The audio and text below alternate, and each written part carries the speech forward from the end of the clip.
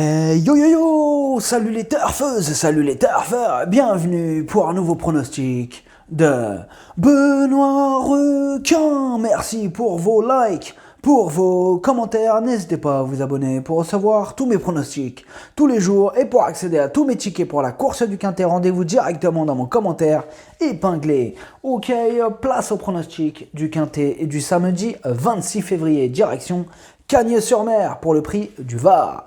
Plat 2000 mètres, 16 partants, réunion 1, course 4, indice de confiance 1 sur 5.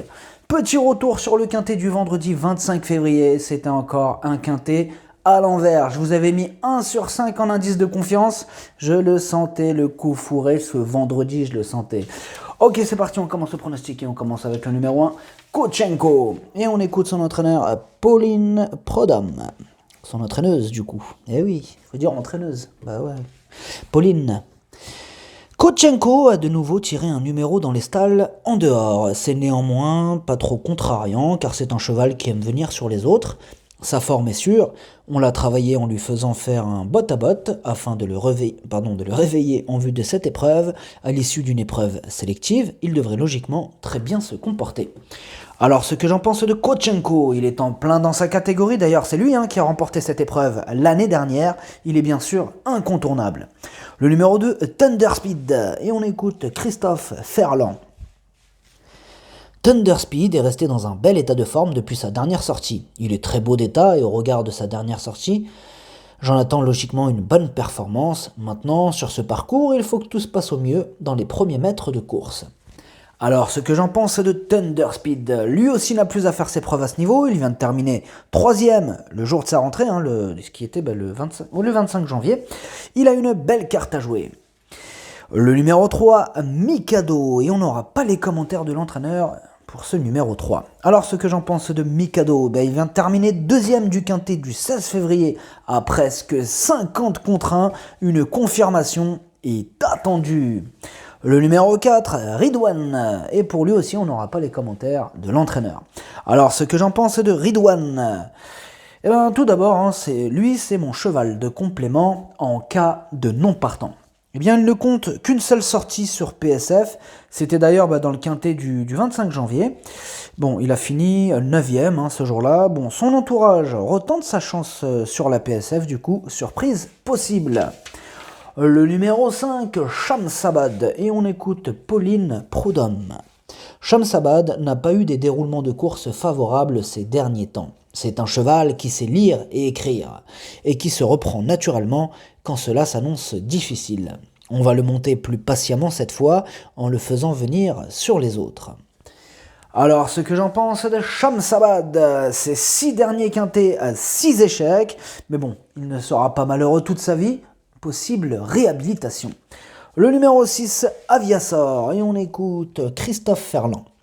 Aviasor est irréprochable. Dernièrement, c'était une première pour lui dans un handicap et il a prouvé qu'il était compétitif pour jouer les premières places. Cette fois, le seul changement est qu'il devra affronter ses aînés.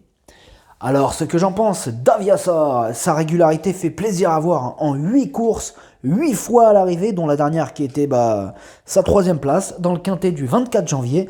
De nouveau, il s'annonce redoutable. Le numéro 7, Into Fête. Et on écoute Christophe Escuder. Into Fête s'est remarquablement comporté dernièrement, mais je pense qu'il demeure plus à l'aise sur la PSF. Il va retrouver le parcours de son dernier succès et à cette valeur, il est compétitif. Dès lors, avec un bon déroulement de course, j'en escompte une bonne performance. Alors, ce que j'en pense d'Into Fête, il vient de terminer aux portes de son premier quintet. Il va tenter d'améliorer son classement, ce sera une question de parcours, mais il en a les moyens.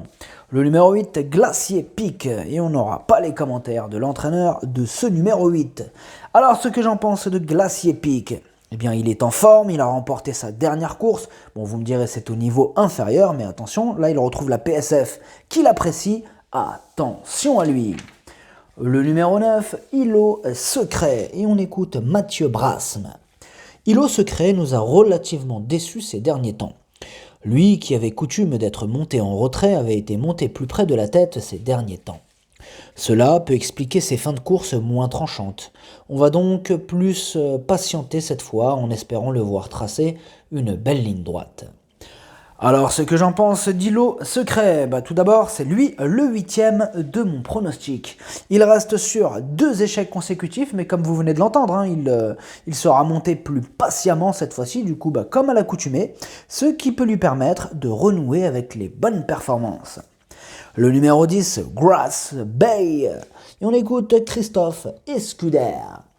Grass Bay ne s'est pas mal comporté en dernier lieu, mais je pense qu'il est plus à son affaire sur le sable. Maintenant, face aux aînés, sa tâche paraît plus délicate, mais je le crois en mesure de bien faire sur cette surface et qu'il ne faut pas le rayer pour les places. Alors, ce que j'en pense de Grass Bay, il a couru 2 quintets pour 2 échecs, le dernier après une pénalisation pondérale de 2,5 kg, affaire d'impression. Le numéro 11, Larry, et on écoute Marcus Geisler. Larry est en forme et a pour lui d'apprécier la PSF. Il devrait être capable de terminer dans l'argent. Bien sûr, dans ce genre de course, il faut avoir un peu de chance, mais sa forme est sûre et il sera sur une distance à sa convenance. On en attend une bonne performance. Alors, ce que j'en pense de Larry, il reste sur 3 excellentes sorties, mais au niveau inférieur. Malgré son âge, ce sera son premier quintet. Oui.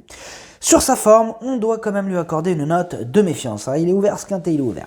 Le numéro 12, Captain de Cerisy, et on écoute Maxime Cessandry. Captain de Cerisy court mieux que ne l'indique le résultat dernièrement. Ce cheval, qui doit pénétrer en dernier dans sa stalle, est sorti lentement de celle-ci. C'était de plus une rentrée sur une distance un peu courte. Son effort final n'en est donc plus louable. Il a tiré un numéro de corde correct et devrait apprécier ce tracé. S'il ne subit pas le contre-coup de sa reprise de contact, je compte sur lui. Alors, ce que j'en pense de Captain de Cerisy, il vient de terminer 10e de son premier quintet. Là, il est rallongé pour l'occasion. Encore une possibilité dans ce quintet ouvert. Le numéro 13, Tazon, et on écoute... on n'a pas les commentaires de l'entraîneur de ce numéro 13. Alors, ce que j'en pense de Tazon, ou alors Tazones, comme vous préférez. Il passe un test à ce niveau, ce sera son premier quintet, on demande à voir. Le numéro 14, By the Way, et on écoute Philippe Decouze. By the Way m'a laissé un peu sur ma faim, car je dois reconnaître que je m'attendais à un peu mieux pour son retour à Cagnes, à une place dans les 5 premiers. Maintenant, c'est un cheval qui a besoin de temps entre ses courses et se présentera, je pense, dans de meilleures conditions ce samedi. Je serais déçu de ne pas le voir finir dans la bonne combinaison. Alors, ce que j'en pense de By the Way, mieux vaut ne pas le condamner sur son dernier échec, il est compétitif dans ce lot, il a largement les moyens de remettre les pendules à l'heure. Le numéro 15, Al-Khamsin, et on écoute Jean-Laurent Dubord. Al-Khamsin est un cheval que j'entraîne depuis peu et je pense qu'il est meilleur sur le gazon. Maintenant, il stationne sur place et je n'ai pas le choix des engagements. Je tente le coup dans ce quintet, il essaiera d'obtenir une bonne allocation, mais avant le coup, il est certain que j'aurais préféré courir la 2e épreuve. Alors, ce que j'en pense d'Al-Khamsin, tout d'abord, lui, c'est mon 2e cheval de complément en cas de non partant. Eh bien, il se défend bien au niveau inférieur. Là, il a échoué lors de ces 2 quintets. Il a fait 2 quintets, 2 échecs, mais il reste quand même sur une bonne sortie, sur sa forme, méfiance. Le numéro 16, Anaz, et on écoute qui ? Et on est Elare Alvarez. Anaz se retrouve dans le quintet. À ce niveau, il faut reconnaître qu'elle s'attaque à forte partie et que bien qu'en bonne forme, elle ne détient qu'une chance secondaire. Alors, ce que j'en pense d'Anaz, elle reste sur un échec et au niveau inférieur, d'autres chevaux passeront en priorité.